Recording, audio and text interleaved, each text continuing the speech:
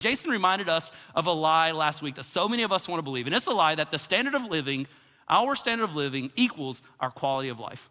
The standard of our living equals the quality of our life. And he challenged us to remember to be intentional to create margin, because margin lives in between our income and our spending. And if we have to be intentional to spend less than our income, and that's where margin lives. And this matters because in the margin is where peace lives. It's where peace lives. And when margin decreases, stress increases. When this margin decreases, our stress increases, and we have to be reminded of that myth and not get sucked into it. And it was such a great reminder, and I loved that he had rooted it in this awesome teaching that Jesus gave. This story that Jesus told in Luke 12, and this is the story that we read last week. He says, then Jesus said, beware, guard against every kind of greed. Life is not measured by how much you own. Then he told them a story. A rich man had a fertile farm and produced fine crops. He said to himself, what should I do? I don't have enough room for all my crops. Then he said, I know, I'll tear down my barns and I'll build bigger ones. Then I'll have enough room to store all of my wheat and all my other goods, and I'll sit back and I'll say to myself, my friend, you have enough stored away for years to come. Now take it easy, eat, drink, and be merry. Jason reminded us that what Jesus was teaching and exposing in this story was that this guy had believed the myth. He had believed the myth that our standard of living equals our quality of life. Our standard of living equals our quality of life. What the guy had missed was that he was living life all alone. He had missed what mattered most, and although his standard had gone up, his quality didn't. At the end of the day, he was still just as lonely, just as isolated as he was before. But the kicker in this story, and the kicker that Jesus says, is he goes on and Jesus says, but God said to that man, you fool, you will die this very night, and then who will get everything you worked for? Yes, a person is a fool to store up earthly wealth, but not have a rich relationship with God. And if I am honest, I loved a lot of what Jason said last week. And it was worth catching it if you missed it, but the moment that I felt the most, that hurt the most, that was that when God declared that this guy was a fool. Man, when he said this guy was a fool, I was like, ooh, that's hitting a little too close to home. That's a little bit too sensitive right now. That resonates way, way too much. Why? Because there's some people who are just naturally wired to save and invest and live on less than they make and to run a tight, disciplined budget. And some of us are, well, like me, the complete opposite of that. I mean, when it comes to money and natural tendencies, my desires, my bent, the direction that I most naturally go and want to go is the way of the fool.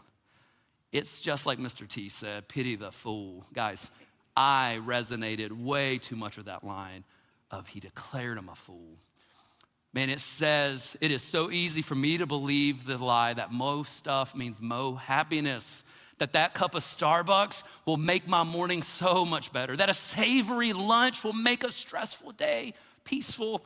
But where I am especially talented at is this is my current negative soundtrack that I'm battling, is I'm especially talented at convincing myself that new piece of gym equipment, if I get that new piece of gym equipment, then I will lose weight like crazy and I'll be really fit and strong, and my wife won't be able to control herself when she's around me, which will then solve all of our marriage problems, or at least mine, and we'll be happy, and the kids will have a happy home, and the kids will then go to school and they'll thrive and they'll be popular and they'll make tons of friends and they'll make varsity and they'll get a scholarship to Harvard. And if this would save us so much money in the long run. And so if I am wise and if I'm kind and if I'm a good dad, I must get that new gym equipment today with 0% financing. Because really, it's for the kids. It's for Harvard. It's for the scholarship. It's for love. And if I want my kids happy and my wife happy, my marriage happy and me happy, I need it. Man, I can so easily justify being a fool with my money. Is there anyone who's willing just to slip a little hand to be like, me too? I get it. That's my story. Man, those words, the fool, are words that have described me in so many seasons. And I hate it. It's a talent that I wish I could just like push away, but an addict is always an addict. And for me, that is a desire that I'm always fighting. I drift towards being a fool. And I imagine I'm not the only one. That of all of us tuning in right now, that's not just my story. Man, your story, your current story may not involve new gym equipment. It might be a new house or a new car or a new apartment or a new cell phone or feeling like you gotta have that on-campus college experience or shoes or coffee or a dinner out.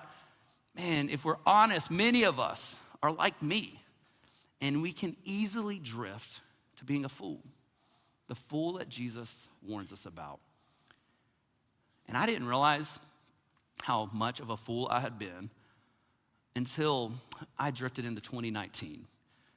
Now, up until then, I'd done a lot of financial damage to my family because I was in denial. I was justifying so many bad choices, and I hadn't put two and two together. But if you're around the church at the start of 2019, coming out of 2018, you might remember that we started that year with a huge push to get as many people as possible into Financial Peace University, or FPU, if you've heard that language around the church. And we were super convicted by a stat that was current then, and I can only imagine is worse now, that 80% of Americans at that time were living paycheck to paycheck, and they were not in a position to face any financial struggle or hurdle. They were one misstep from financial crisis. And so at that time, 80% of our adults worked out to be roughly 10,000 adults. And amazingly, we had over that number actually attend those classes. And it was an awesome year to see what God did in so many of our lives. And we've heard hundreds and hundreds of stories from you guys about how those classes that year, those experiences have started to change your life. And we heard a ton of those, especially when 2020 hit. But for me and Pearl, that class, that year, was so painful. It was so painful because it forced us to step out of our rat race and out of my denial and out of my justifying and face some facts that we had been avoiding. And actually, it forced us to look at our debt and our spending and our behaviors. And what shocked us and what shamed me was that I had so believed the lie that my spending equaled my quality of life, and that I had so subtly overspent each month and slipped things onto the credit card and justified one more time that at the start of 2019, we started that year, once we pulled all the documents together and looked at our debt profile, we started that year at $100,000 in debt. $100,000 in debt. Now, some of that was school bills, but a chunk of it was just dumb debt. I mean, it was credit cards, it was loans, it was home repairment, it was new furniture, it was a bunch of quick solutions to really stressful seasons. It was a lack of discipline to tame our inner toddler throwing a fit for what it wanted right then, right now. Guys, the financial pressure of that season had a stranglehold on us, and it was one of the most frequent fights we had. It was something, at any moment, something would bounce and the stress would go through the roof, and we'd be fighting and we'd freak out and we'd blame everyone and everything else but us. And it was awful. And it was that year when Pearl and I finally faced the music and we owned up to our foolish behaviors and how we had acted the fool, and we said never again. And guys, it's been a wild 5 years, but God has showed up in insane ways. Now, we're not debt-free yet, but we are screaming towards it. But most importantly, we're not screaming at each other anymore. We're not fighting over finances like we did 5 years ago. And I was reminded of this incredible lesson that Jesus gave. In Matthew 7, he says, anyone who listens to my teaching and follows it. Man, I knew so much of Jesus' teaching, but I wasn't following it at that time. Anyone who listens to my teaching and follow it, it is wise. Like a person who builds a house on solid rock, though the rains come in torrents and the flood waters rise, when the wind beat against the house, it won't collapse because it is built on bedrock. But anyone who hears my teaching and doesn't obey it is foolish, like a person who builds a house on sand. When the rains and floods come and the winds beat against that house, it will collapse with a mighty crash.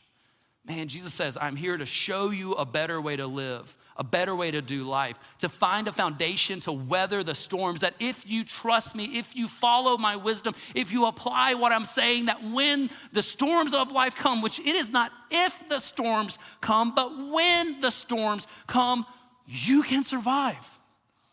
But if you think you know better and you reject Jesus' teaching and you reject Jesus' wisdom and you reject the guidance that he's offering and you follow your own limited wisdom and you follow your own lies and the myths that are so easy to believe, that when those very same storms come, your life will crumble. And man, Jesus was right about this. I had led Pearl and I to build our finances on a sandy foundation, and it was such hard work, embarrassing work, slow work to move from the beach, the sandy foundation, back to the bedrock. But guys, when 2020 hit, a year later, just in a year's time, then when 2021 hit, which was the hardest year of my entire life, guys, that simple obedience, it was a game changer for us, for our marriage, for our family. And let's be honest, I doubt any of us walked out of last week after hearing Jason say we got to increase the margin to increase the peace, and peace lives in the margin. I doubt any of us walked out of that last week saying, nah, I disagree with that. You know what? I want more financial stress.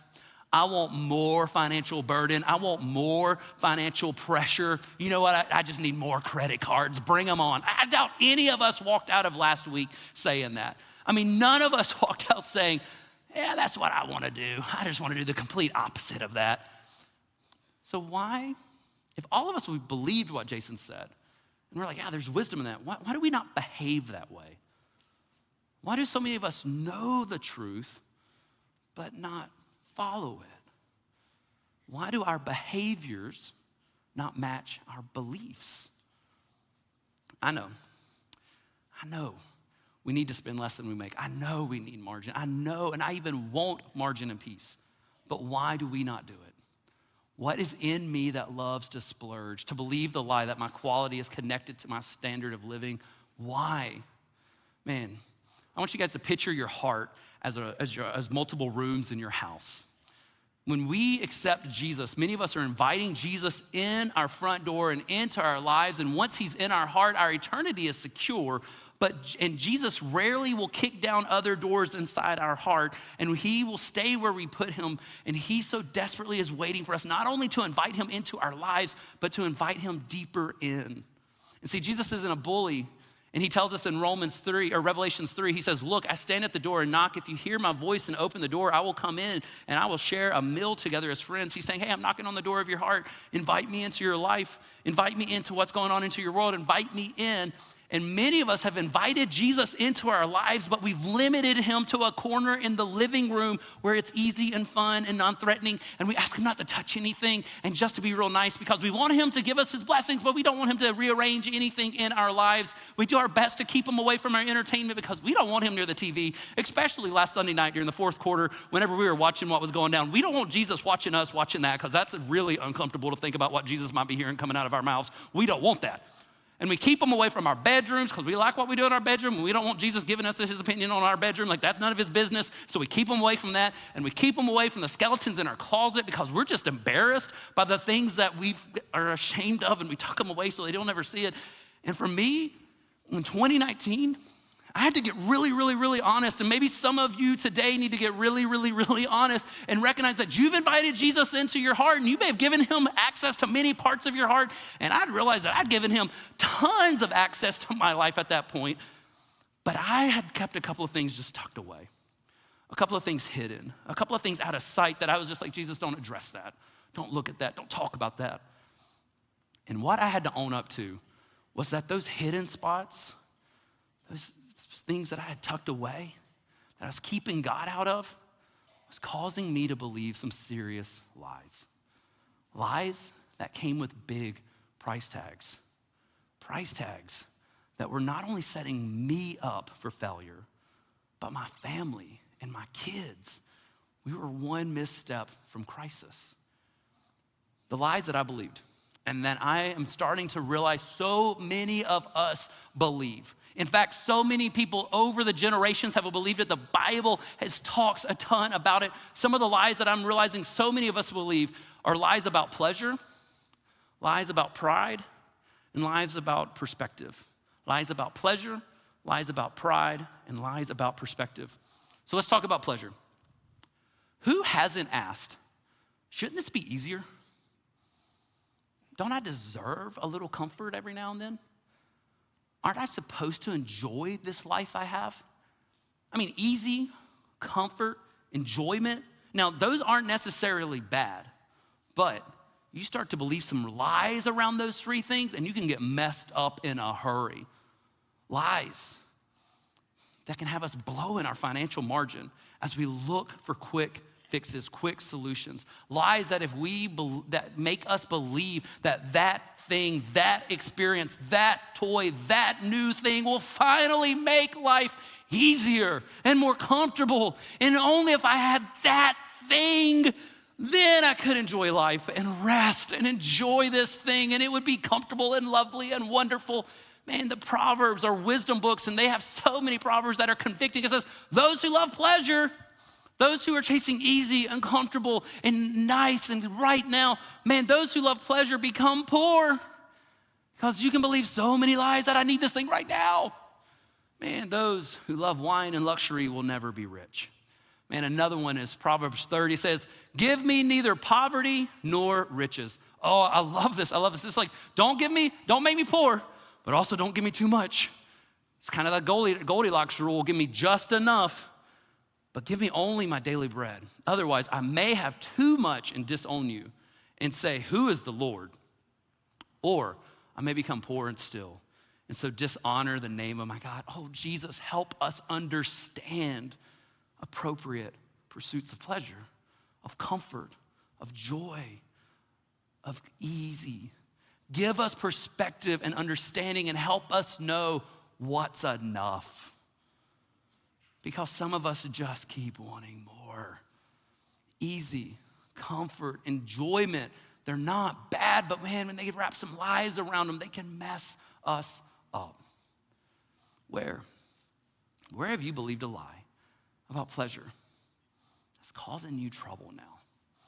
Man, a few that I've heard over the years, a few that I've believed, a few of my friends have believed, is that one more Starbucks run will make your morning better.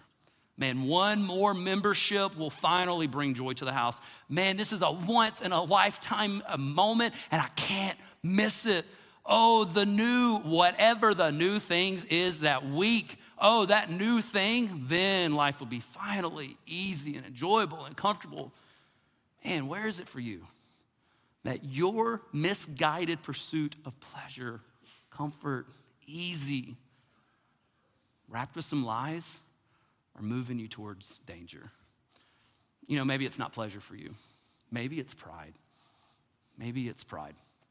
I was driving down the road the other day, and if you know anything about my story, I've got a Jeep with really tiny tires, and it drives me crazy. And so I'm driving down the road in my tiny tire Jeep, and I pass a car lot, and these guys have some like jacked up Jeeps, like with some big old tires. And I like drive by, and I'm like almost having a wreck looking at these big old tires. And as I drive by these big old tires, the thought hits, when will I earn that?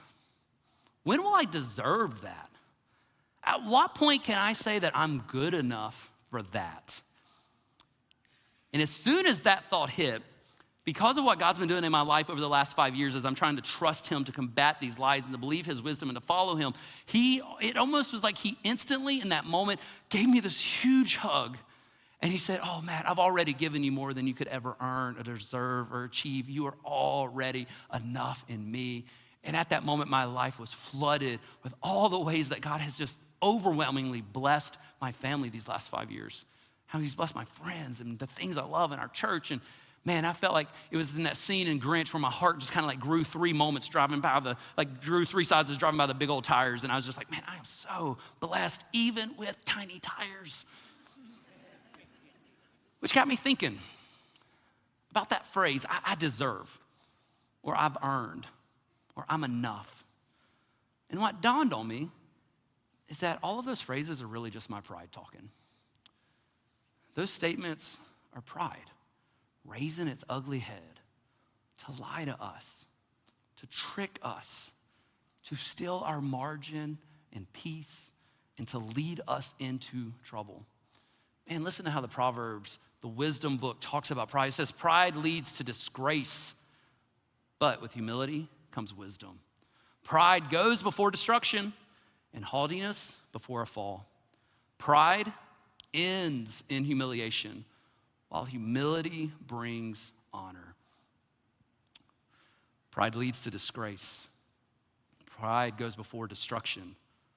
Pride ends in humiliation. Disgrace, destruction, humiliation. Man, if we give in to our pride, if we believe the lies it whispers, we are being led towards disgrace and destruction and humiliation. But Matt, you might say to me, Matt, I want people to think more highly of me, so I need that thing. Guys, I just need you to know that has nothing to do with what you need people to think of you. It has everything to do with your pride. But Matt, if I don't do that thing, I won't belong. I won't be accepted. I won't fit in. Guys, that has nothing to do with that thing that you're trying to convince yourself to do. It has everything to do with your pride.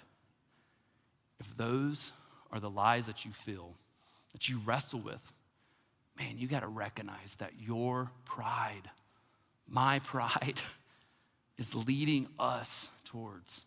We got to recognize that it's leading us to disgrace, towards destruction, towards humiliation.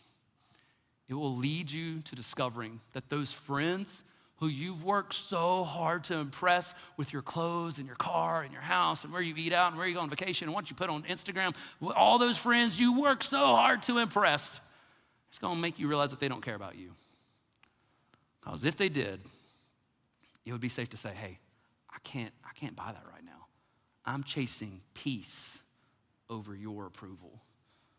It's gonna lead us to discovering that that thing that you might enjoy today is fun, but bankruptcy and stress and crisis isn't tomorrow. But it's also pride.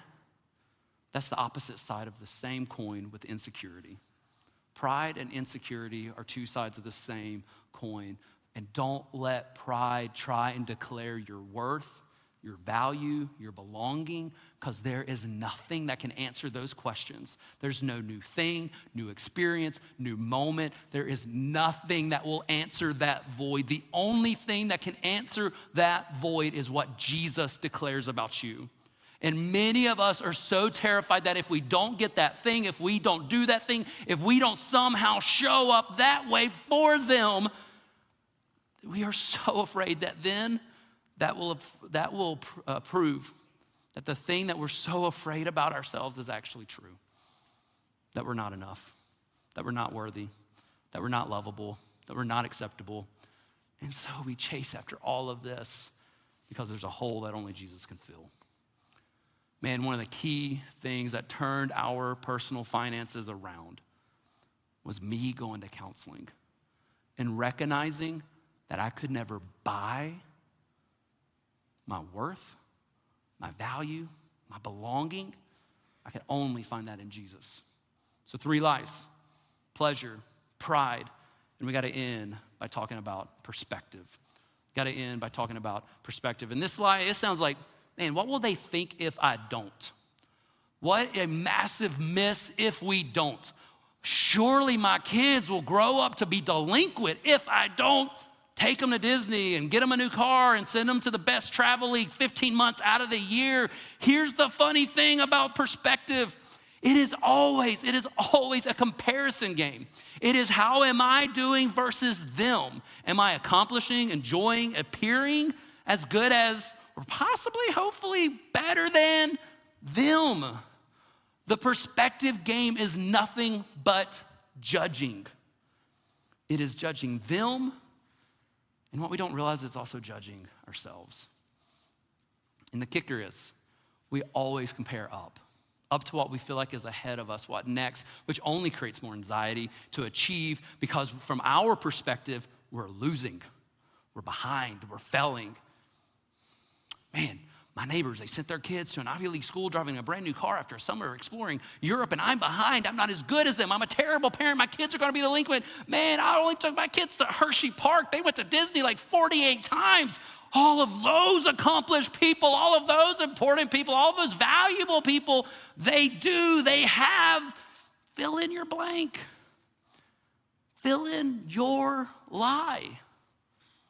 Man, when our perspective is shaped by what the world is selling us, we will always be behind because the world always wants to keep selling us more, stealing our margin, stealing the peace that Jesus wants to offer us. So we have to change our thinking. We need Jesus to change our thinking. Paul, one of the early pastors, one of the first pastors of the church, he said it this way. He says, don't copy the behavior and customs of this world. I wish I could just take that out and be like, don't believe marketing.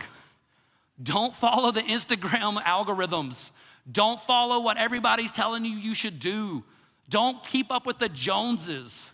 Man, don't copy the behaviors and customs of this world, but let God transform you into a new person by changing the way you think. Then you will learn to know God's will, which is good and pleasing and perfect. Let God change the way you think. Man, let's get crazy practical for a moment. Some of us need to change the way we think. We need to let Jesus in to reframe our thoughts because our desires for pleasure, our pride, and our skewed perspectives are leading us.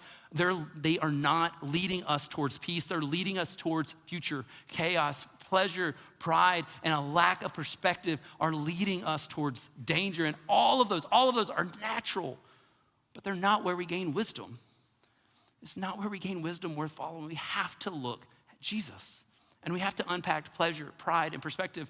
And these aren't easy, but it's worth it.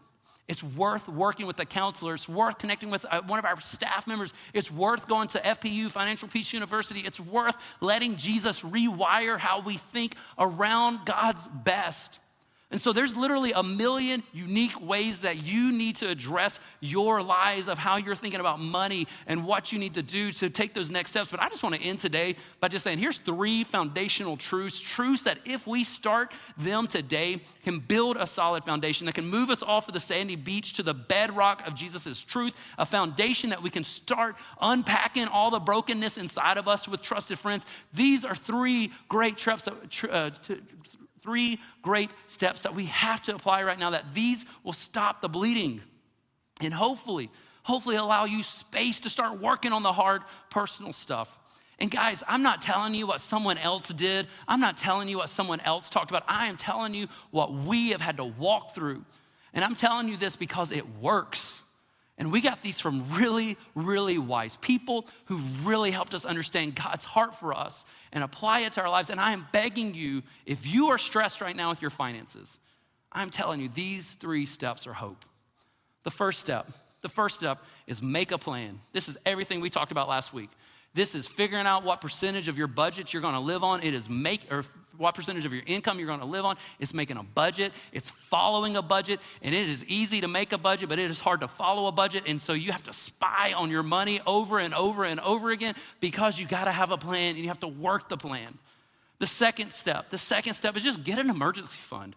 Get an emergency fund. This is start squirreling away some money on the side. Dave Ramsey, who wrote Financial Peace University, he's stressing that right now all of us need to have $1,500 in the bank that we could pull out with any emergency. And some of us laugh at that thought because we're like, the thought of having 1,500 extra bucks is crazy.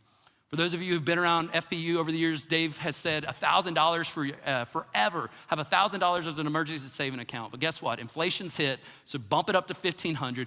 Give yourself a little nest egg so when something goes sideways, you're not knocked out. If you've got to get a side hustle, if you got to sell some stuff, if you got to do a no-spend March, do whatever it takes to give yourself that buffer.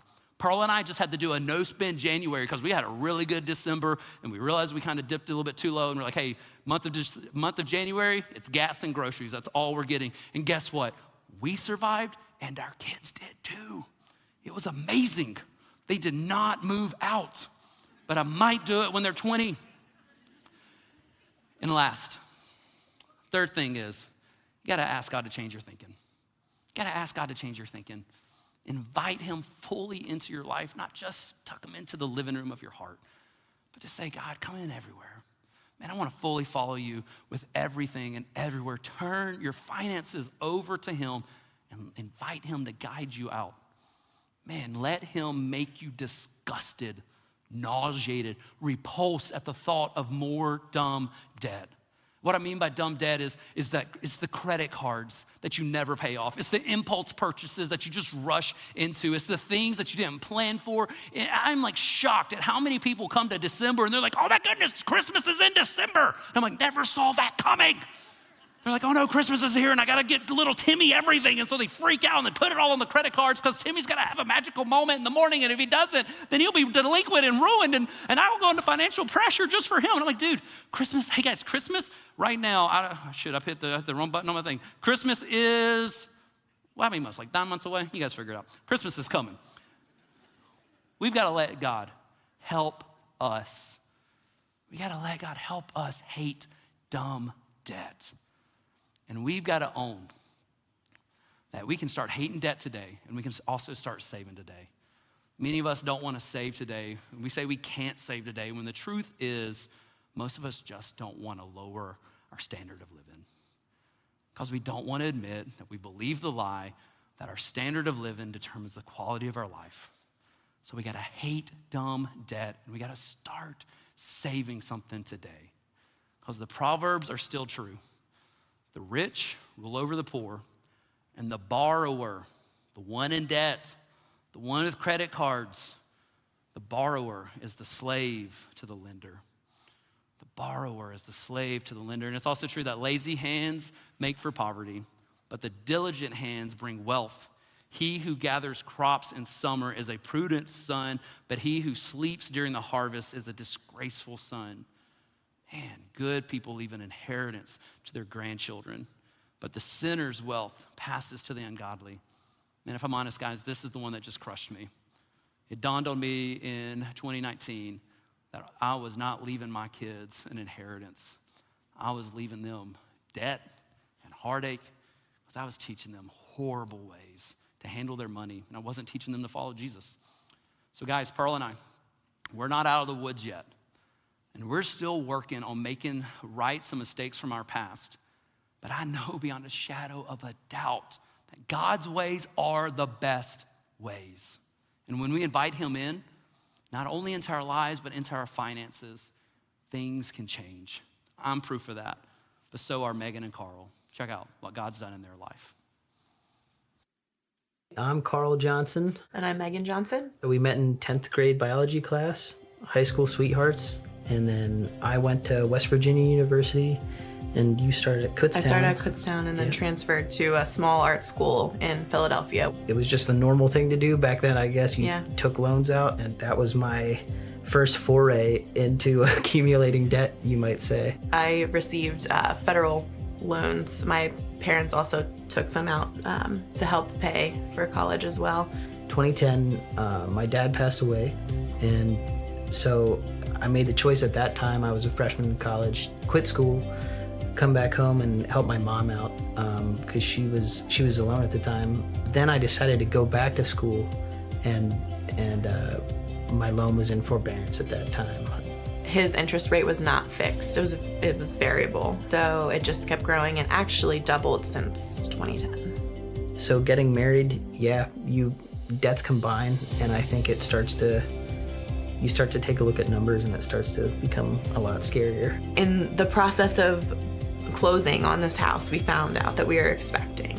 Meg really wanted to be home, so we dropped down from two people making decent money to a single income. And then, everything hits you as parents, I think, where you're like, oh, well, we've got to plan for the future. We're responsible for someone else, other than ourselves. We saw a snippet before church, one of the online videos about financial coaching. We were matched up with Jeff and Carolyn, and so we met in person. They really made us feel like they really understood. We were able to just face something that we kind of were hiding from for a while.